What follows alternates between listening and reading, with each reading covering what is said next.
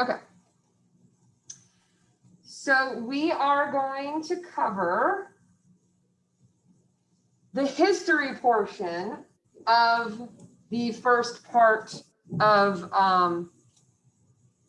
really the section material. We're not really going by chapters because I'm not really following a textbook. So I can't be like, oh, we're doing chapter 2 today. We're just doing the history of sleep science. And actually, for a long time, there wasn't a book that was updated. So, you know, here we are doing the best that we can.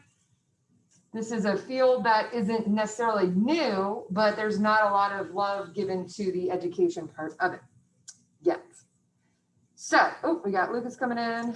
Okay. So what I want everybody to do is to go into Moodle and make sure that you see this right here, this history of sleep science lecture, and I want you to click on that, okay?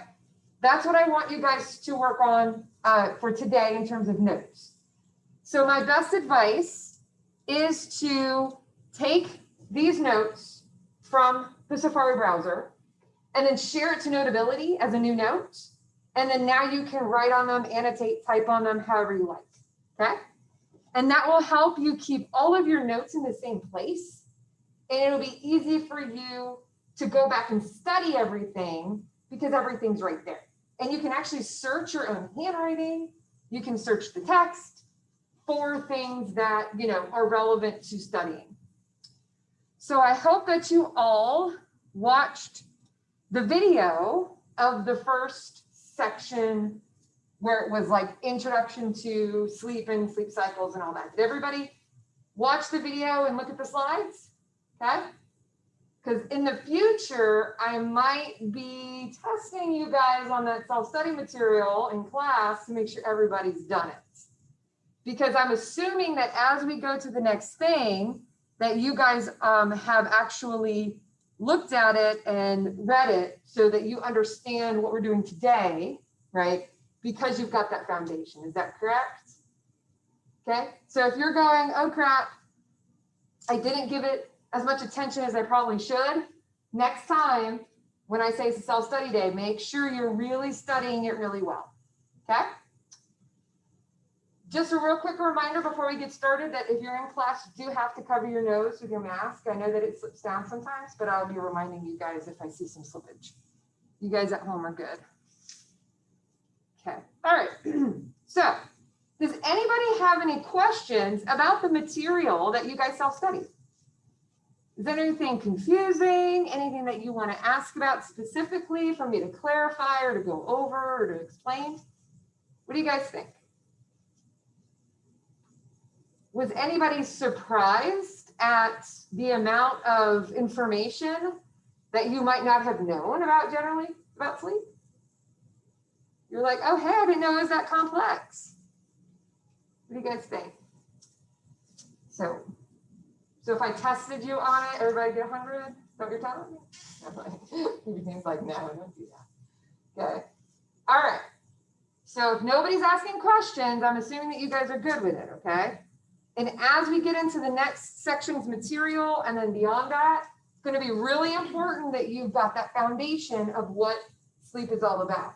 So understanding that there are different types of sleep, that there's REM, rapid eye movement, and non-REM sleep, and what makes that sleep up. Important. Understanding that we have different sort of cycles that make up our general sleep. All very important things for you to know. So if you don't have any idea what I'm talking about, then you need to go back and look at those slides and watch that video again. Okay? Everybody good? Okay. So let's talk about the history of sleep science. So we're going to start with ancient history, and we're going to talk about how people had no idea what we did while we slept. And for the longest time, we assumed that sleep was just a process of almost near death that we did not really need, okay? And was kind of a waste of time and your brain shut off. Well, we know now that that is absolutely not the case. We know now that our brain does a lot of things while we sleep, and in fact, sometimes does more things while we sleep than when we're awake. And some of those functions are so important that we would basically die without doing that for a long period of time. Our brains need it so badly that it'll actually sort of shut itself off. Those are called microsleeps. So if you go like 3 or 4 days without sleep, your brain will start randomly for a few minutes to a few seconds at a time, zoning out, okay? Trying to get your brain to refresh. Okay? All right, so let's talk about, hold on, I got something in the chat here. I want to remind you guys at home that if you have a chat that you're not sending to everybody, that you make sure you send it to the other Alexandria Reynolds. So JP, I saw that you send text and he's gone. When he comes back, we'll tell him. Okay. So at home, if you have to send me a personal direct message, make sure you send it to the other one, not the one that you see, because I can only see general ones on this one. Okay. So let's talk about ancient history. So we're going to go all the way ancient to really recent stuff. Okay. So let's talk about Hypnos. Hypnos is the ancient Greek god of sleep. Okay, this is where we get the word hypnotism from. Because hypnotism isn't a form of sleep, but it's a form of awareness change that's similar to sleep. Okay, so Hypnos was the twin offspring of Thanatos, which is the god of death, the son of Nyx, which is the goddess of night. Okay, and this really shows us what ancient Greeks thought about sleep. If the god that they worshipped and had was the son of night and the twin of death, then that tells us that they saw sleep as almost an extension of death. They saw sleep as a short death and death as a long sleep. And we can detract that based off of how they formulated the relation of this god. In 5th century BC Greece, okay, we had Alcmaeon, and basically Alcmaeon purported that sleep was caused by your brain filling up with blood, okay? The blood vessels would fill, and then when the blood left the brain, you would wake up. What's really interesting is that this thought process, which sounds kind of like, you think about it now, you're like, that seems kind of silly. As we move on to the history, we're going to revisit this thought. Okay?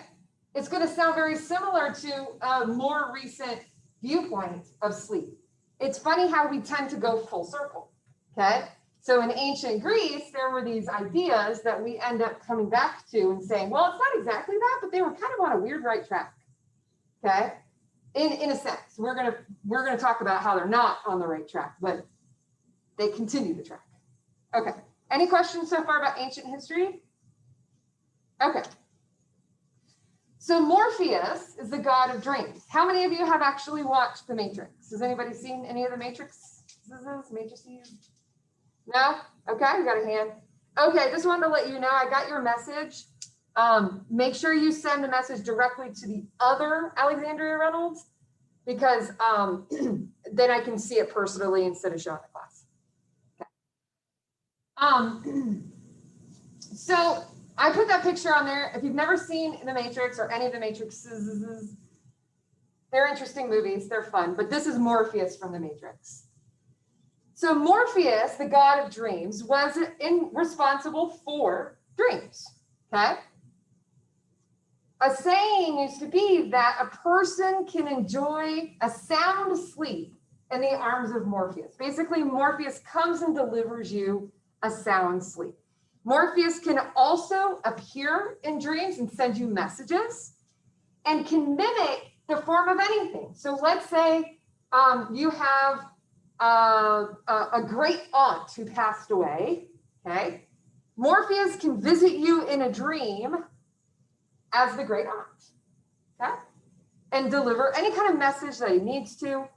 Also can deliver any divine messages from other gods through dreams, okay?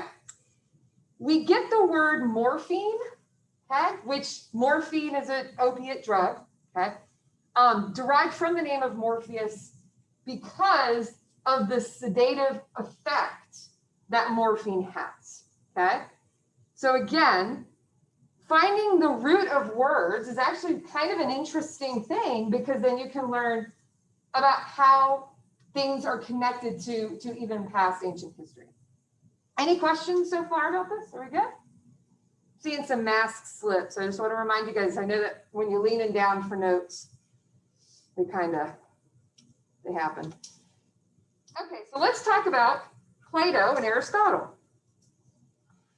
So Plato purported that vapors from food decomposition in your stomach would basically rise up and eventually make you tired and go to sleep.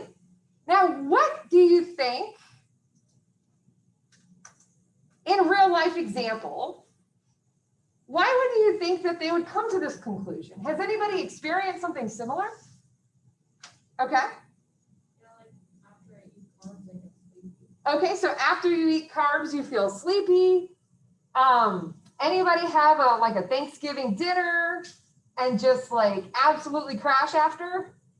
Okay.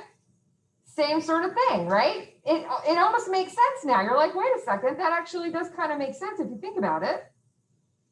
And what it is they were again, trying to use the information that they know to explain something they didn't know. Aristotle would say, sure, this process, once you completely digested your food, you would then wake up and start your day, right? Anybody here take a nap after a really large meal? Take a nap, probably feel crummy when you wake up. But Aristotle would say, well, you were digesting your food and now you're awake because you're done with that. Well, we know that's not true, right? We know that you don't wake after digestion. It's much more complex than that. But again, they were using what they knew at the time to describe the process of sleep. By the time we hit the 15th and 16th century, scientists at that time started realizing, nah, this isn't how it works, okay? They got better about dissecting bodies and understanding the processes and realized that these ancient philosophers were not correct, okay?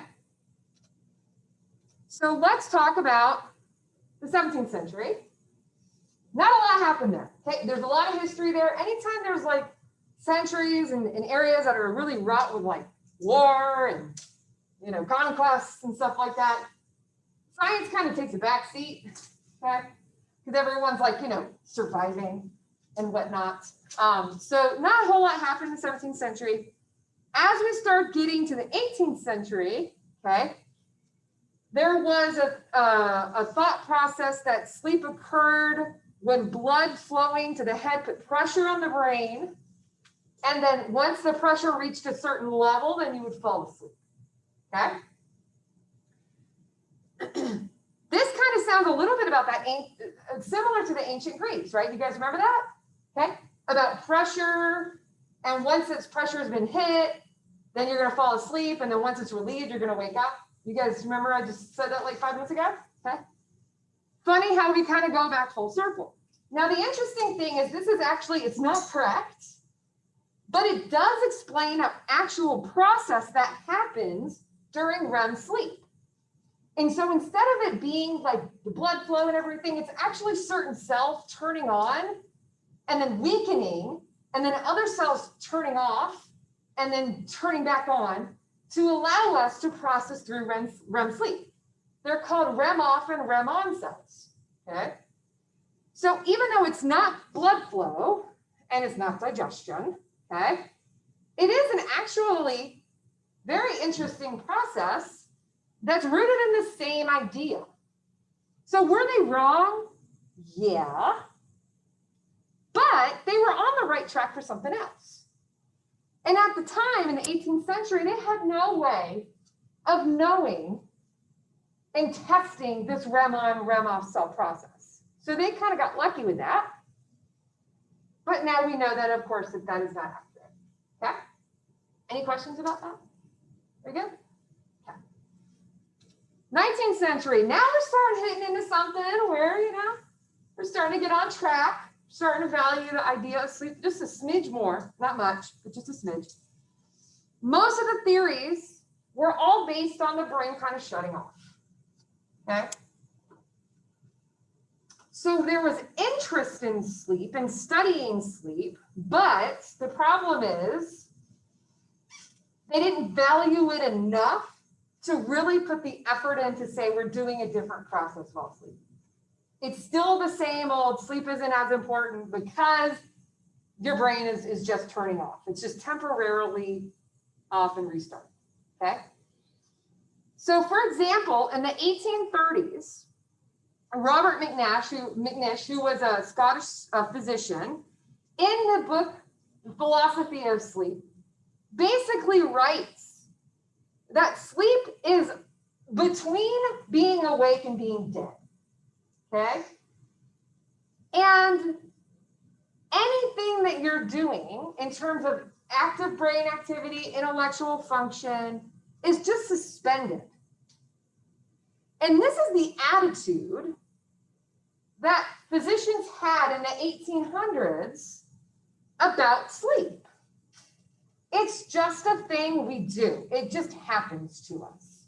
We can't avoid it. Just get your sleep and move on, okay? And that's a terrible attitude to have when it's something that's so important and vital to our survival. I mean, how many of you have gotten like 4 hours of sleep? How many of you maybe have got 4 hours of sleep last night? You know, how do you feel? Do you feel amazing and ready to tackle the day? I know I don't, okay? And think about doing this for 30 years straight, okay? You're actually doing damage to your body and your brain. You're putting yourself at risk for things like Alzheimer's. You're putting yourself at risk for health conditions in the future by constantly doing that over and over again, by depriving your body of sleep. And in the 1800s, the belief was, let's just do it. You don't need it. It's just almost death, but not really, right? So we need to move in the direction of sleep being important. That's the key. So let's talk about how scientists were starting to discover things about the body and technology simultaneously, which is giving us basically the buddings of contemporary modern day sleep science, okay? We can't study sleep without the right technology, okay? So how many of you have an Apple Watch or a Fitbit that tells you your cycles of sleep? Anybody have one? Has anybody looked at that? Okay, sort of, okay. Can your devices tell you what stage of sleep you're in? What do you guys think?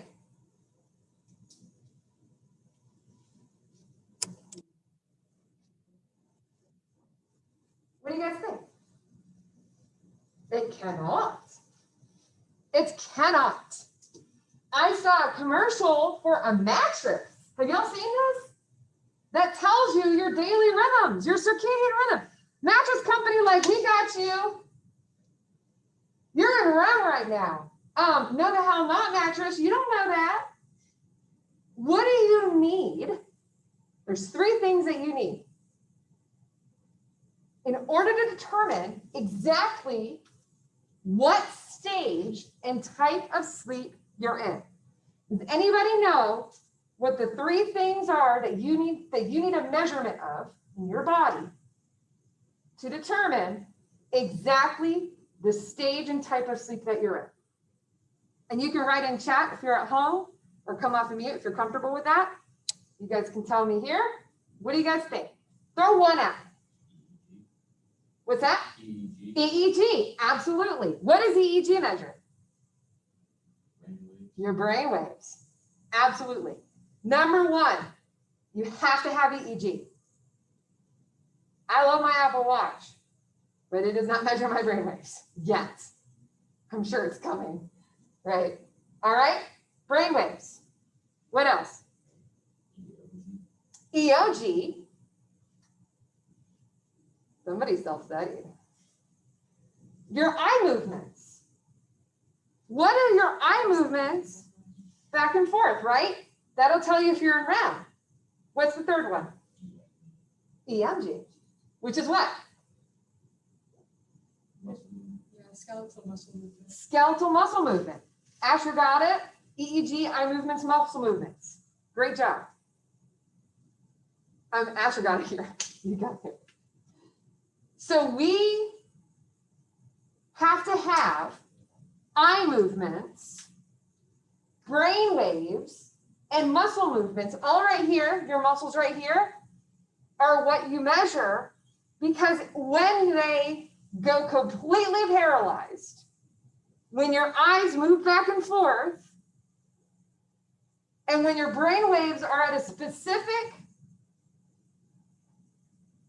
hertz, we know you're in REM. If you only have one or two of those measurements, you can't know for sure, because the brain waves look really similar to wakefulness. So you need all three. That is something that I will 100% test you on. You need to know all three measurements in order to get to what stage and type of sleep that you're in. So your Apple Watch or any other device, your Fitbit, your mattress, what do you think they're doing to tell you what kind of sleep that you're in? What do you guys think is happening? Measuring heart rate, or like your breathing.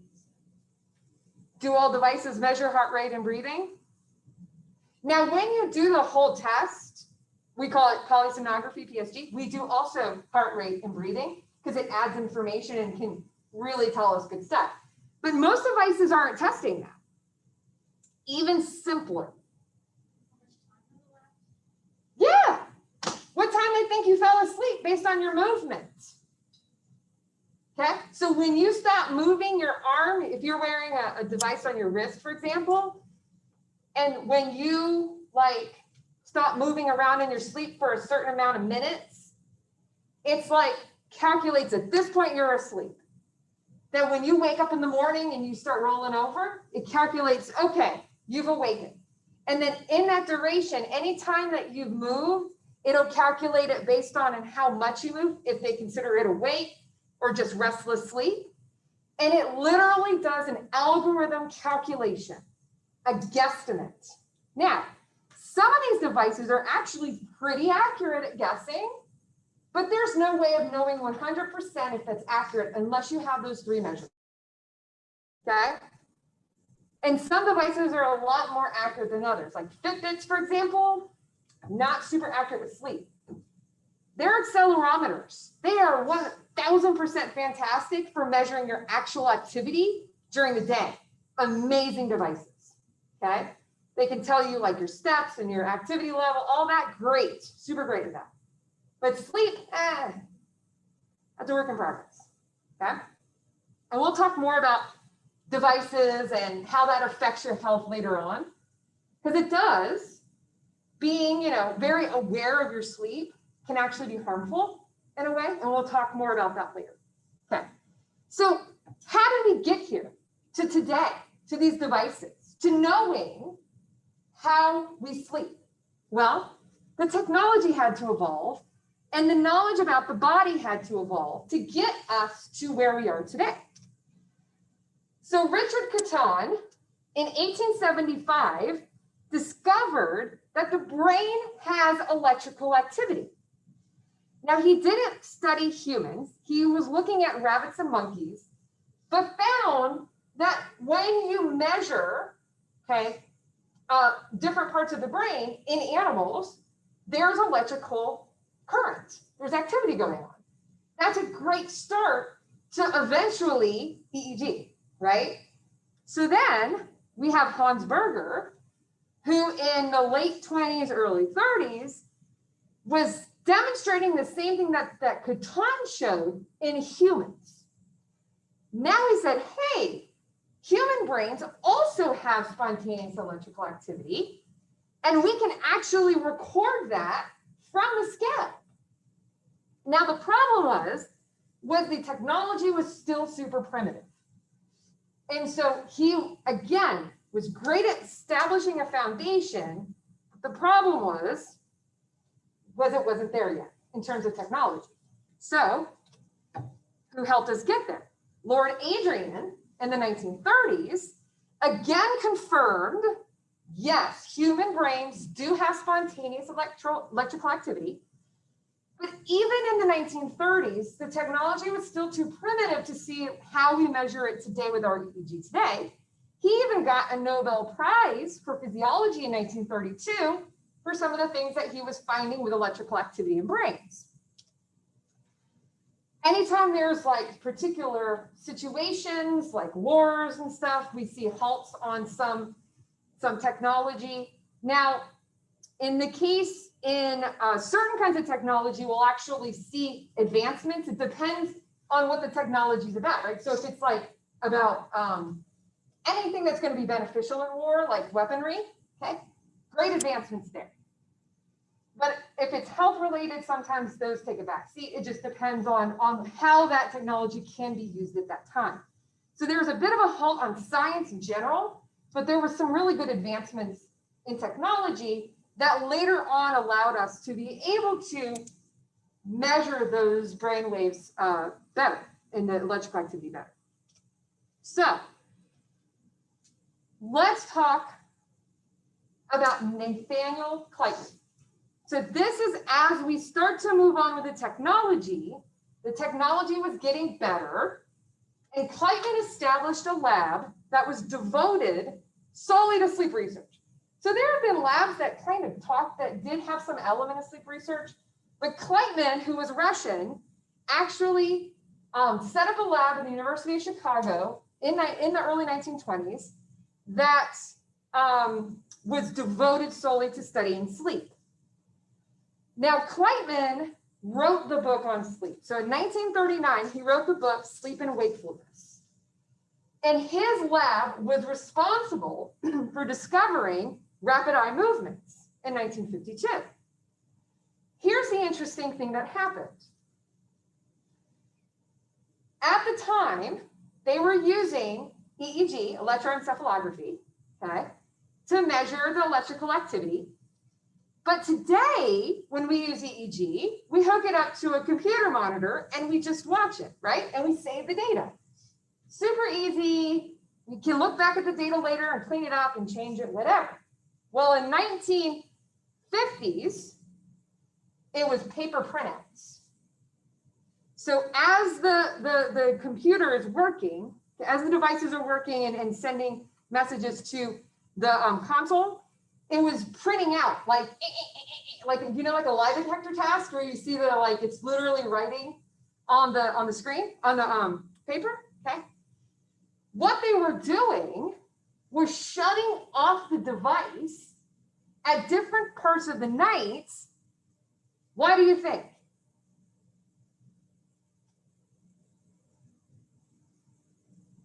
Why would you think a lab would be shutting off a device at different parts of the night during a test, during a full polysomnography test? It's so simple. Y'all are going to be like, yeah, that makes sense. What do you guys think? You don't know? Paper is expensive. They wanted to save paper. So what they were doing was just getting snapshots of the electrical activity because they didn't want to run the device all night and take up just literally yards of paper, because it's just constantly going. So if you have somebody sleep in the lab for 7 hours, you have like stacks of paper if you ran it all night. So one night, they let it run, and they discovered a whole new type of sleep, just because they let it run. They were like, whoa, whoa, whoa, these people are doing something different. And they noticed a pattern and realized they just discovered a new type of sleep. Isn't that wild? They had just run it the whole time and stopped being so cheap with the paper. I'm not going to judge. You know, these labs, you gotta run with a small budget. I get it, you know? You take shortcuts. But the wild thing is they actually found this out just by running it longer. So Azarinsky, Eugene Azarinsky, was a student of Clayton. The funny thing about Azarinsky is he really wasn't super interested in studying sleep. He was a graduate student, and he had a family, and he needed to work in a lab. So here's this guy who made this huge discovery with his mentor that paved the way of what we've learned about sleep, like rapid eye movements in REM, huge discovery. And he's like, I mean, I was in the lab, yeah. Yeah, I helped discover it, yeah. And it's like, you know, dude, you just made this huge discovery. And he's like, yeah, I mean, the sleep, yeah, whatever. His name is tagged on it now forever. And he was just like, you know, I'll just do my job, right? It's mind-blowing. The other interesting about Azarinsky, he died in 1998. And does anybody know how he died? Yes, while driving. So he died while sleeping. He fell asleep behind the wheel and he crashed his car. Isn't that wild? Okay. So how much did he value sleep? Okay, I don't know. Signs look like maybe he didn't value sleep a whole lot. But he made a huge discovery, and it was an amazing one. Now, Clayton wrote this book about sleep and wakefulness, right? So he had this book. And William C. Dement came along in fall of 1952 and went to Clayton and said, I want to learn about sleep. He was a medical student. He said, I want to learn about sleep. I'm super interested in sleep. Tell me everything, teach me everything you know. Because he was like the sleep expert, Clayton, the father of sleep research. So you know what Clayton said? Here's my book, read it. It's literally what he said. Read my book. Everything you need to know is in this book. And he sent Bill Dement along his way.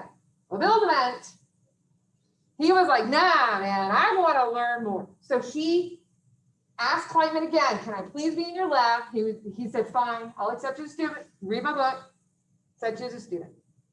Now, Bill Dement, Dr. Dement, was big on Freud. Does anybody remember about Freud and his psychoanalysis or psychoanalytic perspective? Do you guys remember Freud? Freud is all about the unconscious, right? These unconscious desires and tapping into that. Now, Bill Dement wanted to basically prove Freud's theories. He said, if I can learn about sleep, then I'll learn about the unconscious, and I'll be able to confirm or deny Freud's work. And he thought to himself, if I could do this, this would be amazing. I would finally be able to confirm or deny his theories. And then he very quickly found out that that does not how it work. It doesn't work that way. And that it was much more complicated to study sleep and unconsciousness and consciousness, and then eventually realized that he's got to study it for other reasons. Okay, so he kind of quickly realized this isn't working. But he was so interested in sleep that he continued to be an amazing influence in the field. Now, there's a YouTube video on Moodle. There's two of them. One is about Bill Dement's life. And the second one is about Clayton and research in a cave in Kentucky and how they were trying to go completely without all the signs of daylight to see what your body does. So please check those videos out. They're very interesting, okay? And I think you'll find the work very fascinating, okay? It was when Clayton was a lot younger and he had a partner in the project. Okay, any questions so far about Clayton or Bill Dement? So Dr. Dement lived a very long life, okay? And like you imagine that you have somebody who you really admire, and it could be an artist, it could be a professional thing, an athlete, it could be somebody. And if you ever saw them, you would totally geek out. Has anybody ever met their like that person or one of those people? Okay, you have? How was it? Yeah, I didn't think it was real. Like we was in the same building. Say that again, I sorry? didn't think it was real because we was like in the same building, like up close and talking. It was weird. Is it like, I froze. I'm not gonna lie to you. I froze. so did you geek out in your head? Yeah. And you're like freaking out and you're like, this person was talking Yeah, to me. because I was talking to my friend right before it happened. I was like, I'm gonna have my own conversation with him. He walked. I just froze like this. Didn't know what to say. Yes, accurate. I got to meet Bill Dement. 100% my experience. So we have a student who has actually told us his experience about meeting his idol. Totally froze. I did the same thing, meeting Bill Dement. I was like, duh, hi. I'm a big fan, right? This is a science. He's a medical doctor. I'm like, I'm a huge fan. You know what I said? Can you sign my book? And he did. It was amazing. And he has written several books. In fact, one of the books that I assigned you guys, he wrote, and the second edition, his student, Rafael Paleo wrote, and I had him sign the Stanford Sleep book, not the sleep science book, but the other one. And I was like, it's like my baby. It's like I hold it around. I was like, look, he wrote in it. Okay. And we'll talk more about that. Any questions about Clayton so far? Okay. All right. We're going to get to Bill Dement after this. In 1961, the Sleep Research Society was formed. Okay. The SRS is a fantastic organization to help researchers get funding and then basically create a collaborative network. Okay. And allow for basically people to get together and do different kinds of research. We also have a meeting once a year. We call it sleep because why not, right? Okay. And they're in conjunction with another organization because there's several that can work together. It's like the American Academy of Sleep Science. And they work together to put the meeting on. And it's like their biggest meeting every year. And that was really influential because it established a network of people who were doing the same kinds of work of sleep science. And then in 1963, it was a really big discovery about melatonin. So I'm sure everyone here has heard of melatonin. And melatonin is one of the many hormones that's involved with regulating your body rhythm. It's not the only one, but it's the one that we know a lot about. And in 1963, it was discovered that melatonin is synthesized in the pineal gland and that it responds to light. So when your brain receives the message from your eyes, it sends a signal to your pineal gland to stop melatonin production and release. And we'll talk a lot more about this later. So it responds to light in a way that it halts the production and release of melatonin. And then as you start to go into lower light, then your body receives the message from your eyes that it needs to start releasing melatonin. And so then over the course of the night, you get a peak at about 3 a.m. Melatonin release, and then it starts to kind of, stave off again. And then that way you can start to waken up. So again, it's one of the many processes, but this discovery was done back in 1963. which is great because it, again, taught us a lot about what our bodies are doing. Okay? Any questions so far? We good?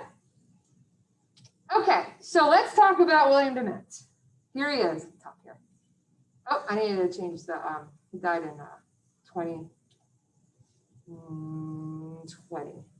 Okay, so William Dement's mentor was Nathaniel Clayton. So Nathaniel Clayton is the father of sleep science. William Dement is considered the father of sleep medicine. So William Dement has an MD, he's a medical doctor, but he did amazing things in the field of sleep science that's really paved the way for our understanding. He's done tons of stuff for policy, trying to get the government to get educational programs. He's done lots of things to try to increase awareness.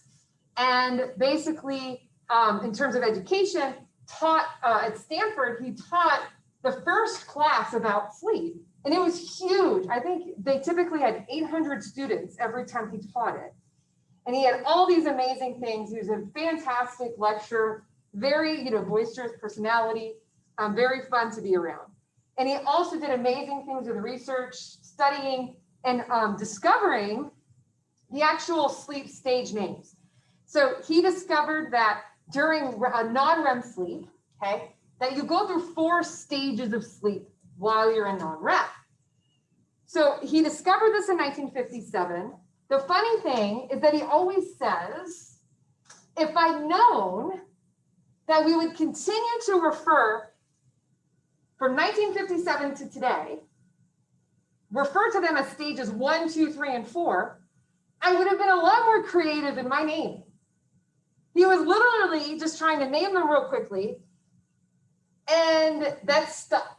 So he's like, I wish I'd been more creative, because now it's all we refer to. But we know now that stages 3 and 4 are really similar. And so there's been a movement to kind of combine those last 2. Sometimes we refer to it as stage 3/4. It's really hard to distinguish where one ends and one begins, and you almost kind of move back and forth. So if I ask you on a test, how many stages are there during non-REM? The answer is 4. But just know that as a field, we're moving away from that, and it's more of like 3/4. And I think that eventually in the next few years, it's probably going to be completely just 3. But right now, if I ask you, it's 4. Okay? All right, any questions about William Dement? So here's my geek out moment. I got to meet him. And if you don't, this is the best picture. I had the dumbest smile. I was like, woo. And I hated looking at the pictures, but it was funny because it captured my feeling at the time of like, just every sleep meeting, I tried to get to him. He was very elusive. He'd always have a crowd around him. And it's almost like, it's funny because, this is not like, oh, we're going to go see, Ariana Grande or something, where she's got a crowd of people around her and security. William Dement had security and people who would come up to him and ask him stuff and want him to sign stuff. I mean, this is like the sleep field's like, MVP. So I got to meet him. I actually was able to communicate with him, and I invited him to a panel at the sleep conference. So before we get to that, I do want to note that before that happened, he established the Sleep Research Center at Stanford University. He opened the first sleep clinic in 1964, and then due to funding, had to close it and then reopened it in 1970. And like I said before, he taught one of the most influential classes and popular classes at Stanford with like 800 students each class about sleep. He mentored Dr. Mary Perskadin. She is, I believe, emeritus now at Brown University. And if you look, she's sitting next to him on the panel. So here's me, okay? And here is Dr. Dement. And I am asking, I asked him to take part of this panel because it's all about teaching sleep psychology. And he was the person to teach sleep. And so he was on the panel, and it was 8 o'clock in the morning at the sleep conference in 2019. It was absolutely packed, okay? 8 o'clock in the morning, hundreds of people there, which is rare because at 8 o'clock in the morning, even for our conferences, usually people aren't there, okay? And it was the first panel at the sleep conference to ever cover the teaching of sleep to undergraduate students. So I organized this panel. So here's Bill Dement, okay? Here is Mary Carskadden. I got both of them. It was like gold, y'all. Because Mary Carskadden, also very influential in the field, was his student, trained by him, and amazing things there. Also on this panel was Michael Scullin, who actually co-authored the chapter in the book with me on aging. If you have the sleep science book, we wrote it together. Erin Walmsley, her name is gone, Jody, and we had another person helping me monitor the conference who's off of the picture. Amazing, amazing group of people who really helped establish the need for us to teach this kind of thing in a more standard way. So we need books, we need a sort of a standard syllabus or something that we teach the same sort of thing across different classes. And so we were able to establish a lot of really great things with this committee, with this panel. And now I manage a list of over 100 sleep scientists who we communicate with and share resources. So really amazing things came from this. One of the most amazing things is I got to meet Bill Dement. This was his last sleep conference before he passed away. So it was even especially important that I was able to get him to participate. And he still had amazing stories to tell. Okay, any questions about any of this? Are we good? You guys understand the kind of key people who helped get us to different parts? Okay. So some important discoveries that were made that help advance our knowledge of the physiology of sleep. In 1971, we discovered genes, okay, or period genes, and realized that that is an important set of genes that are responsible for our body's clock. So in your body, every single cell has a clock, every single cell. And you want the clocks to be calibrated correctly, okay? And if you don't get light at the beginning of the day, or if you work a swing shift, that throws the clock off, okay? And it throws all of your cells off. And so there's this idea that because people who work these different kinds of shifts, like nurses, flight attendants, etc., they're actually at a much higher risk for certain kinds of cancer. And the idea is that it's actually a carcinogen to sleep off schedule, okay? So one thing that's taught us that there's a physiological relationship is the idea that these genes and clock genes, which we'll talk about later, are all responsible for making sure our body's in sync with itself, okay? And then a year later, in 1972, we discovered that the Suprachiasmatic Nucleus, or the SEN, which is located in the hypothalamus, and we're going to talk about this later, is actually the site of the biological clock. This is actually the body's clock. And if I were to take my clock out and put it in your body, you would adapt my rhythm. And they've done it with mice. They took one clock out and put it in another mouse. That mouse then adopts that rhythm. So it actually has cells that are attached to itself. They call them dendrodendritic connections. It's crazy. But that is how, one of the ways of how it sort of regulates itself, is it communicates to itself and other cells, but that's one of the mechanisms. And we'll talk a lot more about circadian rhythm next time, and the brain time after that, okay? But this is just telling you the kind of discoveries and why they're important to our understanding of what sleep is. Because now we know what the biological clock is, and now we know that these genes are responsible. They can actually tell us a lot about how we sleep and why some people sleep differently than others. It was also discovered very recently that some people have specific genes and alleles, and those individuals really only need about 6 hours of sleep, and they feel rested, and they're fine.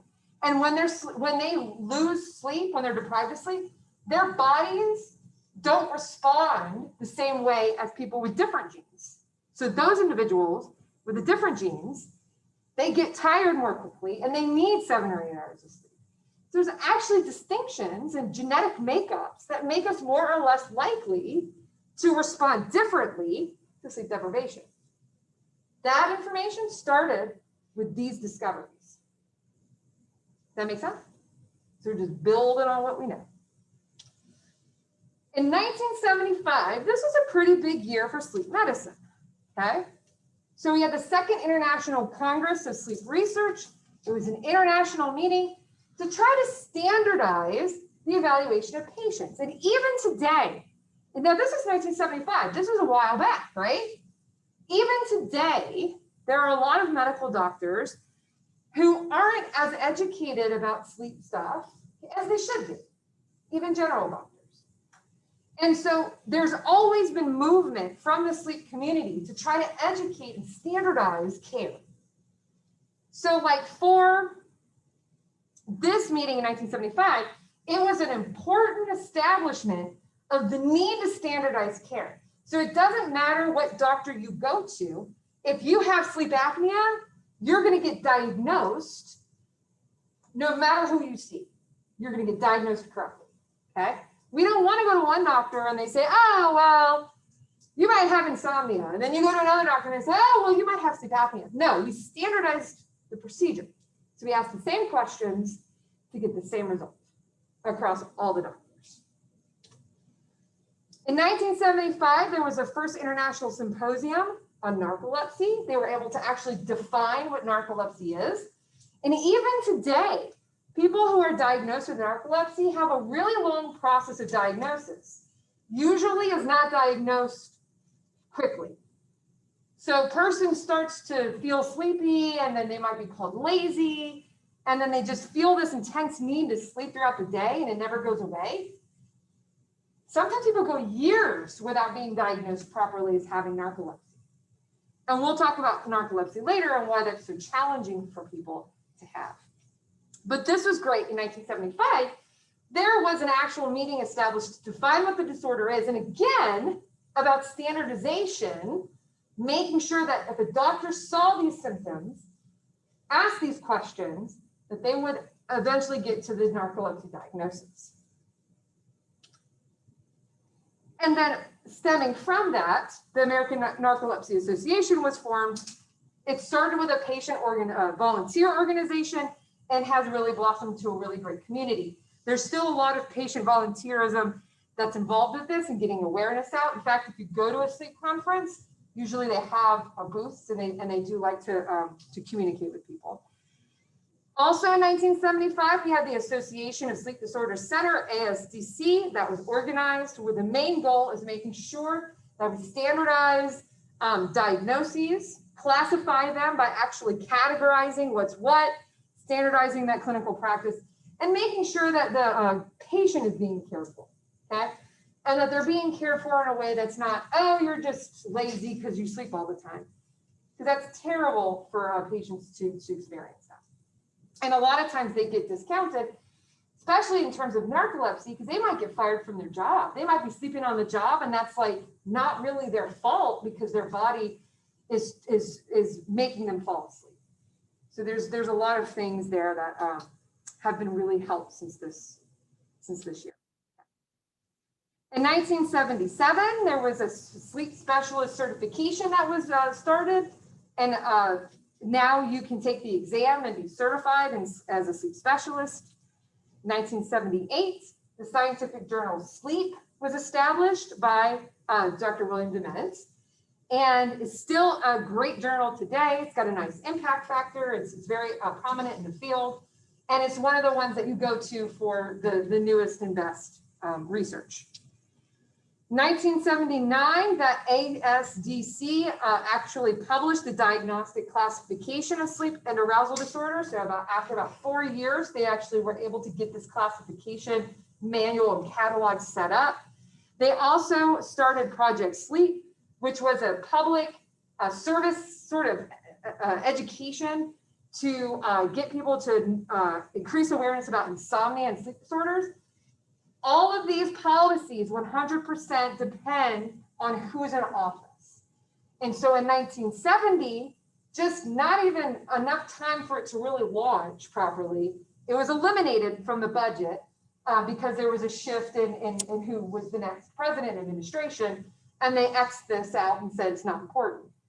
And so this is a trend you'll see in, if you ever pay attention to this kind of public health research, every administration is basically a gamble, right? So you do all this work and you get all this foundation laid for this new policy and new education program, and then you just have it shut down. Oh, we don't have funding for that, we're not going to do it.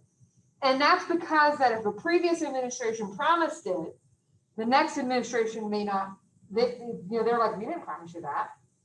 So it's very frustrating because you make 2 steps forward and then you go 3 steps back, and it's constant.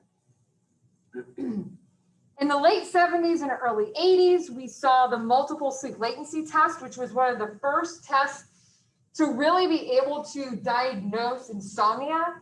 So the multiple sleep latency test, or MSLT, basically has you go into bed and you attempt to sleep for 20 minutes, and then you get a score. And so you do this multiple times throughout the night, and that score will tell you if you have insomnia or not. And this test was developed by Mary Perskadden and William Dement. So it's still, we use it today to diagnose insomnia. You don't have to have this test done to diagnose insomnia. It's just one of the ones that we use. Insomnia is actually one of the few disorders that you can go to a doctor and just describe your symptoms, and they'll immediately prescribe you sleep meds. If you're just like, oh, I don't sleep much, and they go over a couple questions, you don't really need to get a diagnostic test. But this is a test that can be used for that. In 1990, the National Sleep Foundation was created. And again, this is one of those organizations, it's all about education and advocacy. A lot of the infographics that you see that get kind of passed around, like Facebook and Instagram and all that, are actually created by the National Sleep Foundation. They do really good work in trying to get information out, especially with things like the kind of newer focus of research is like teenagers and making sure that we delay school times so that high schoolers can get more sleep, and understanding the science behind that, because their body actually goes through a process where they need more sleep. And so what we're finding is that when we delay school a few hours, an hour or two, that those students do better because they're getting an extra hour of sleep. Because their bodies change. Your bodies change when you hit puberty, and you become, you go to sleep later at night than you did when prepubescent, and you need longer amount of sleep. And that period kind of ends up into early adulthood. But now we're starting to understand that, and the National Sleep Foundation was helpful in trying to advocate for that, along with a bunch of research being done as well by different scientists. 1991, the NSF conducted a national poll called the Sleep in America poll, and they continue to do this poll to get a gauge on how much people are sleeping, what their sleep is like, what's interrupting their sleep, and then they kind of categorize it. And you can actually get the results on the National Sleep Foundation's website from past years, and it's a really interesting comparison across the board. And then generally in the 1990s, there were several drugs that were approved by the FDA for treatment of insomnia. So we started to see a lot more hypnotics being approved. And then we started to see, starting in the 1990s, lots of labs being established whose sole area was actually sleep. So lots of centers were established, lots of research labs were established. We start to see the importance of sleep being considered, okay? People started saying, oh, well, maybe this is an important thing, not just some random thing that we do.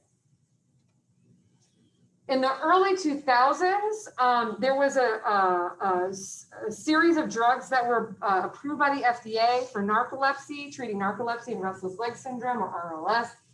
What is the importance of this? So why do I care about telling you that drugs, these certain drugs are being approved? Like, what do you guys think is the relevance of that?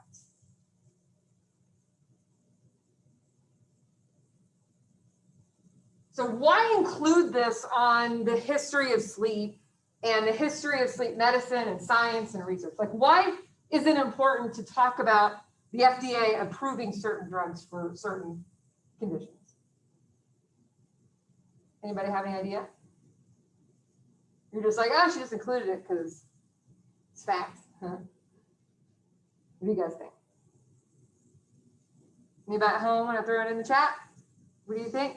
Why do you think it's important to talk about the FDA approving certain drugs? Because they weren't approving it before 2000. Go ahead. Is it just because they're recognizing that correcting your sleep is that important? Absolutely, 100%.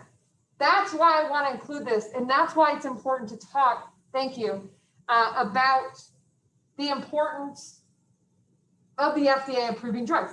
They're establishing this thought.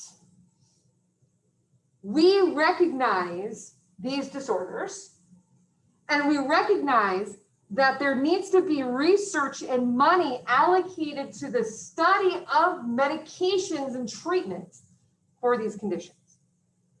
So what's really interesting, and I want to kind of relate it back to relevant times, okay? The coronavirus is not new, right? Everybody knows this, right? The coronavirus is not new. SARS is a version of the coronavirus, and there are other versions of the coronavirus. And there have been vaccinations that could have been created. But why is it that we don't have those vaccinations? They're not FDA approved, but is there research even being done on them? No. Why is nobody doing research on vaccinations for random viruses? Because we don't need them. Because we don't need it. Why, if we had some mysterious illness that we could spend millions of dollars funneling government money into studying a vaccination for 5 people, do you think they're going to do it? Absolutely not. The reason why there was so much attention on this vaccination was because it was relevant and needed, and so many people were affected. If you have a rare condition, the government's not going to funnel money into studying that thing because there's no importance or relevance placed on it. Okay? It's an unfortunate fact that research needs to be funded.